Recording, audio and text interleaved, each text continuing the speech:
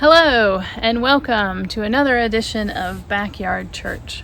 I am so grateful for the opportunity to be here in Dallas. I am so thankful for Reverend David Gregg and the live stream crew for putting together a beautiful worship service last week so that I could take a few days off to come down here to Dallas to be with David and help him celebrate his birthday. I am so grateful for the hard work that they put in.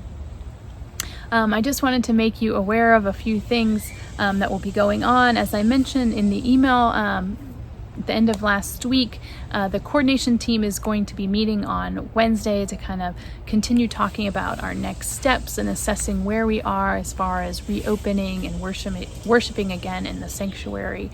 As part of that conversation, I said I anticipate that we'll be seeking your input. So please be on the lookout for a survey, either electronic survey in your email, or we'll be mailing something out for you to return to us just to kind of get your feedback and gauge where you are. So please be on the lookout for that. The other thing that I mentioned in the email last week is that I'm going to be starting to read the book White Fragility. It's something that I'm going to do for my own education, but I invite you to join me if you would like to kind of engage in this dialogue and this discussion, to first and foremost, think about why these discussions are even hard to have.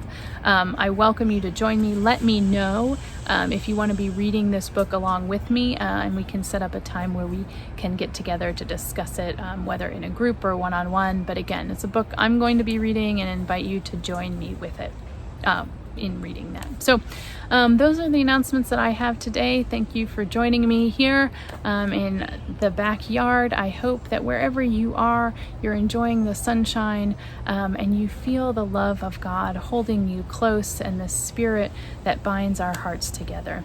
May the peace of Christ be with you as we worship together today.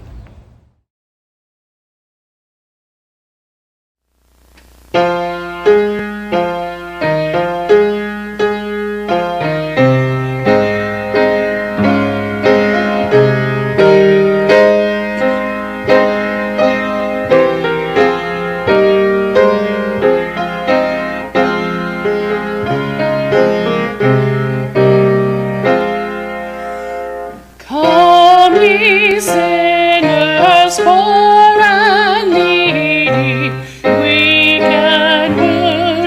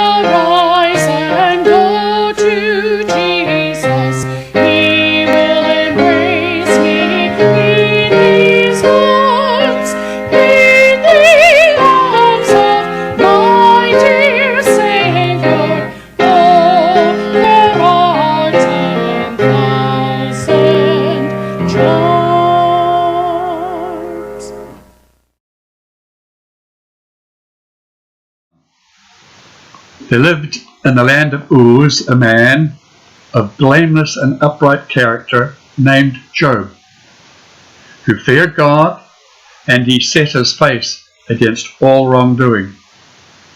He had 7 sons and 3 daughters, and he owned 7,000 sheep, 3,000 camels, 500 yoke of oxen, and 500 asses, with a large number of slaves. Thus, Job was the greatest man in all the East. Now his sons used to give each in turn a feast in his own house, and they used to send and invite their 3 sisters to eat and drink with them. One day the angels came to present themselves before the Lord, and Satan also came with them. The Lord said to Satan, "Where have you come from?" Satan answered the Lord, "From roaming through the earth and going back and forth in it." Then the Lord said to Satan, "Have you considered my servant Job? There is no one on earth like him. He is blameless and upright, a man who fears God and shuns evil." "Does Job fear God for nothing?" Satan replied. "Have you not put a hedge around him and his household and everything he has? You have blessed the work of his hands so that his flocks and herds are spread throughout the land. But stretch out your hand and strike everything he has, and he will surely curse you to your face." Then the Lord said to Satan, "Very well then, everything he has is in your hands, but on the man himself do not lay a finger." Then Satan went out from the presence of the Lord. When the day came that Job's sons and daughters were eating and drinking at the eldest brother's house, a messenger came running to Job and said, "The oxen were ploughing and the asses were grazing near them, when the Sabaeans swooped down and carried them off, after putting the herdsmen to the sword. And I am the only one to escape and tell the tale." While he was still speaking, another messenger arrived and said, "God's fire flashed from heaven. It struck the sheep and the shepherds and burnt them up, and I'm the only one to escape and tell the tale." While he was still speaking, another arrived and said, "The Chaldeans, 3 bands of them, and made a raid on the camels and carried them off, after putting the drivers to the sword, and I'm the only one to escape and tell the tale." While this man was speaking, yet another arrived and said, "Your sons and daughters were eating and drinking in the eldest brother's house, when suddenly a whirlwind swept across from the desert and struck the 4 corners of the house, and it fell on the young people and killed them. And I'm the only one to escape and tell the tale." At this, Job stood up. He rent his cloak. Then he shaved his head, and he fell prostrate on the ground, saying, "Naked I come from the womb. Naked I shall return whence I came. The Lord gives, and the Lord takes away. Blessed be the name of the Lord." Throughout all this, Job did not sin. He did not charge God with unreason.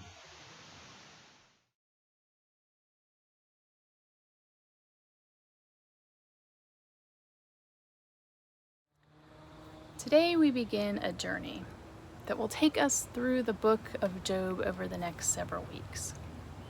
So I wanted to take a minute today to set the stage for this journey and to give you kind of an overview of the themes and the characters that we're going to meet along the way. Now, the first thing you need to know about the book of Job is that it is not a short book. So we're not going to be reading the whole thing. Instead, we'll be reading a selection of excerpts over the coming weeks. And as you'll see, the bulk of it is actually written in verse.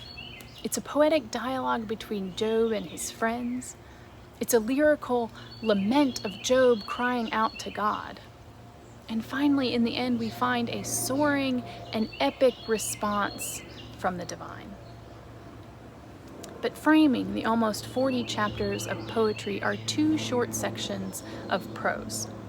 2 chapters that set up the story in the beginning, and then another short section of prose that comes at the end and offers us some small resolution to Job's story. And we begin today by reading the first chapter, in which we're introduced to Job going about his business in the land of Uz, and also the divine court going about its business in heaven. Next week, as I said, we'll meet Job's wife and 3 of his friends. Eventually, there'll be a 4th friend that's introduced, until finally, near the very end, God reappears to give us this beautiful and sweeping speech that encompasses the expansive mysteries of creation. Some of the most beautiful poetry in the Bible, and it's well worth the wait. And then that's it. For being such a long book, there aren't that many characters to keep track of, and not a whole lot actually happens. Most of the book is about processing and trying to make sense of what happens in the first 2 chapters that we'll read today and next week. But before we get to know the characters and dive in to what happens in today's reading, another thing to know as we begin this journey is that the book of Job is not a historical record or a prophetic warning. You see, it's grouped with the other poetic books of the Hebrew Bible, with Psalms and Proverbs and Song of Songs. So we're invited to read Job almost as a parable, a story that helps us question and consider the nature of God and the presence of suffering in God's good creation. One translation even begins with a common construction that clues us into the kind of story we're about to read. One translation reads, "Once upon a time in the land of Uz." Now, there's also no other mention of Uz or any other kind of historical record of a land called Uz anywhere in the biblical tradition. So we could just as easily call it the land of Oz or the land of Us. It's a pretty flexible place. But wherever it is, we're told that in this land there lived a man named Job, who was blameless and upright before God, a man that feared God and turned away or shunned evil.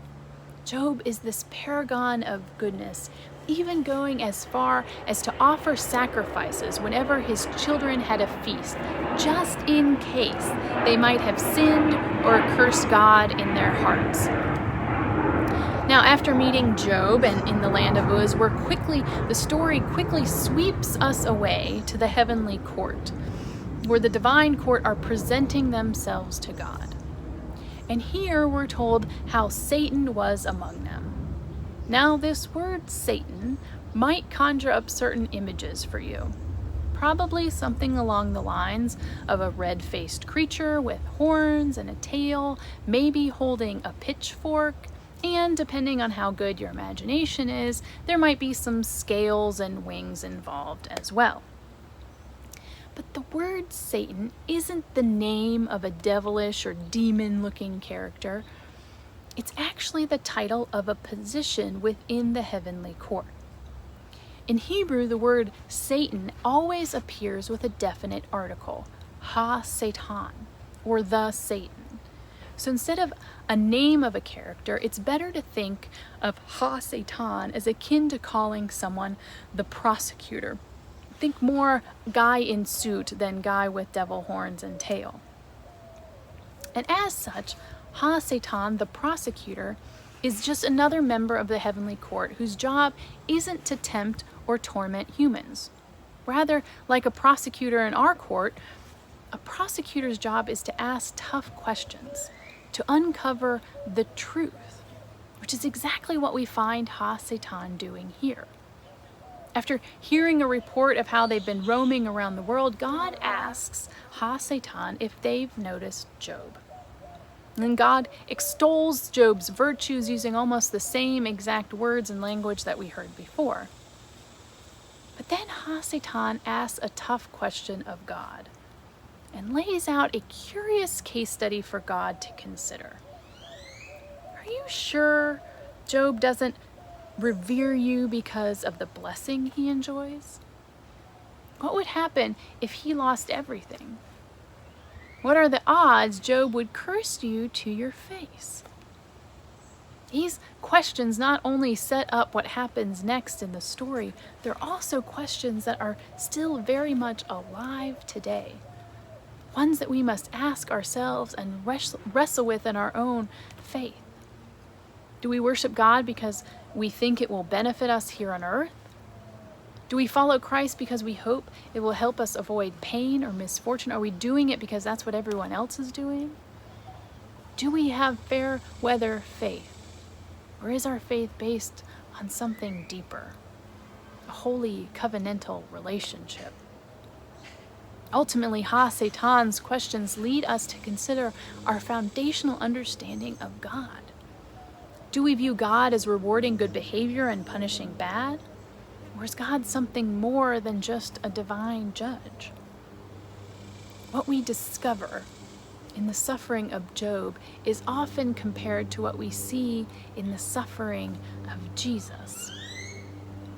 Theologian Richard Rohr writes how the enfleshment and suffering of Jesus shows us that God is not apart from the trials of humanity. That God is not aloof or a mere spectator, but that God is participating with us. That God does not cause or tolerate or even just ameliorate our suffering. That God is actually present with us in it. While those on the outside of suffering are prone to wonder about the whys and the hows, Job calls us to pay attention to who. Who hears our cries? Who can bear our anger and anguish and distress? Who holds us in the midst of the pain, of our pain, and carries us beyond our present suffering? God is either convicted by Ha-Satan's questions or curious of the theory. So God seemingly allows Job's faith to be tested and pushed to the limits. So from the heavenly courts, the story swings back to the land of Uz and Job. And we hear how calamity upon calamity strike, leaving him with nothing. His oxen and donkeys are stolen. His farm workers are murdered. His sheep are struck by lightning. His camels are carried off. His drivers are put to the sword. And if that wasn't enough, all 10 of his children are killed when the house that they are feasting in collapses. Here is a man that has lost everything. His life savings, his hopes for the future, his livelihood, his children, his line of succession. He has nothing. Destitute and heartbroken, he cries out to God, acknowledging the randomness of how things are given and taken away, before ultimately blessing the name of the Holy One. And this is where we find Job at the end of our reading today. Next week, as I said, we'll meet a few of his friends, but for now we're just confronted with the magnitude of human suffering. And in his suffering, you might be reminded of times when you too suffered or lost something or someone dear to you. That's what makes Job such a relatable and timeless character. But Job is more than just a sympathetic figure. While the book seems to explore the problem of evil and questions of why bad things happen to good people, there's something more going on here. I like what biblical scholar Ellen Davis notes. She writes how the book of Job gives us immeasurably more than just a theology of suffering. It gives us a theology of a sufferer. She goes on to write how from this book, above all others in Scripture, we learn that the person in pain is a theologian of unique authority. And near the very end of the book, after much postulating and pontificating from his friends, after much protesting and prostrating from Job, and one powerful divine proclamation, we hear God chide Job's friends for not speaking accurately about God, as did my servant Job, God says. God affirms Job's intimate knowledge of God. God says Job got it right, not in spite of his suffering, but because of it. Now, this isn't to say we should cause suffering in order to bring others or ourselves closer to God. That's just a perversion of what we're invited to discover in Job's story.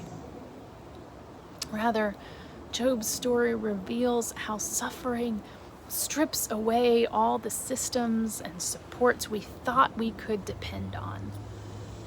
It shows us that pain reveals the emptiness of the idols that we've constructed for ourselves and brings into focus what is true, what's eternal, and able to hold us through the pain.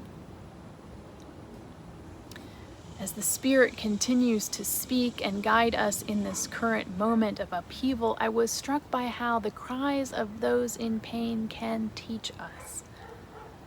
The book of Job invites us to listen to those who've suffered more than we can even begin to imagine. How we can learn from those who've known profound pain. And how we can lift up the voices of those who've experienced and survived unfathomable loss. In the New Testament, the book of James instructs us to be quick to listen, slow to speak, and slow to become angry. The lessons of Job and the spirit of James are what white Christians need in this moment. As we hear our black brothers and sisters inviting their white brothers and sisters to listen to the suffering that they've endured. We're being asked to hear how the color of our skin has led us to experience the world in very different ways. And there's much for us to learn as we lift up the voices of those on the margins, those who have suffered but have survived. I pray we as the church are quick to listen and slow to speak.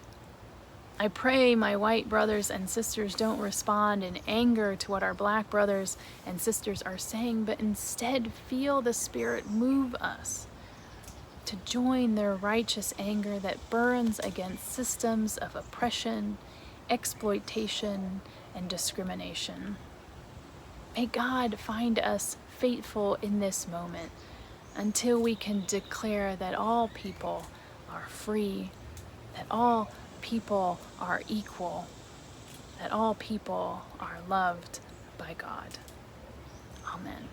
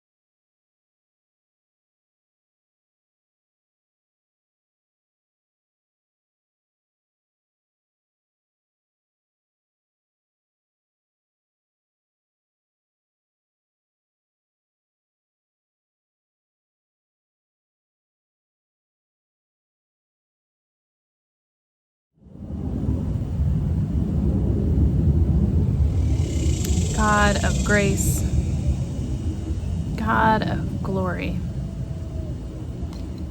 I thank you for the beauty of your creation.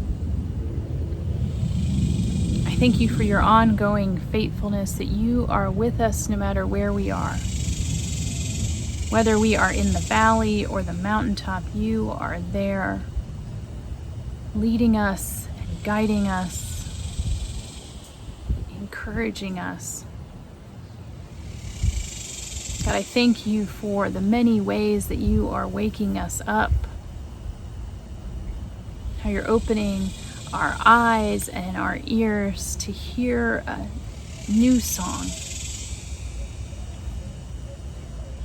to show us how we can join you in the ongoing work of creation, to honor your image in all that we meet. God, I thank you.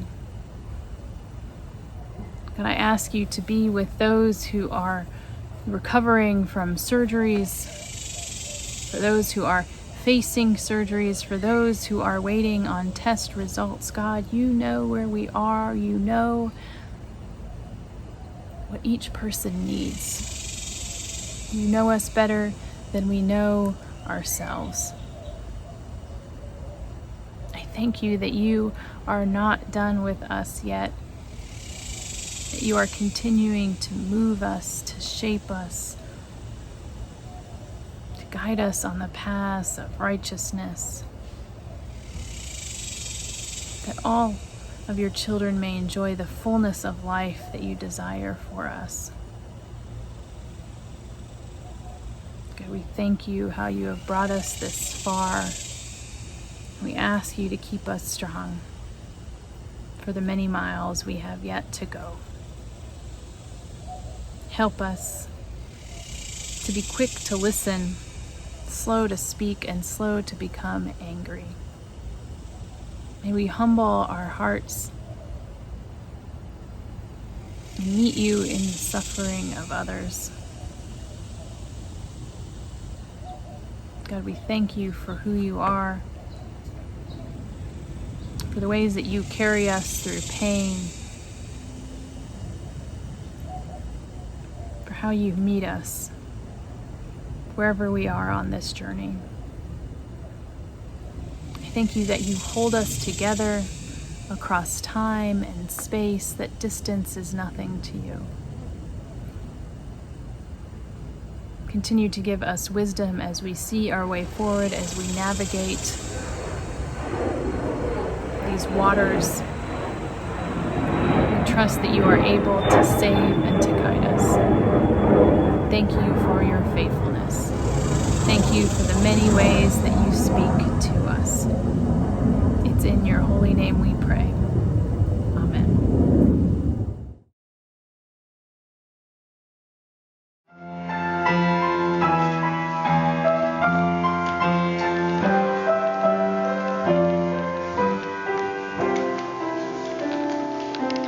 Bless this house, O Lord, we pray. Make it safe by night and day. Bless these walls so firm and stout, keeping want and trouble out. Bless the roof and chimneys tall, let thy peace fly over all. Bless these doors, that they may prove ever open to joy and love.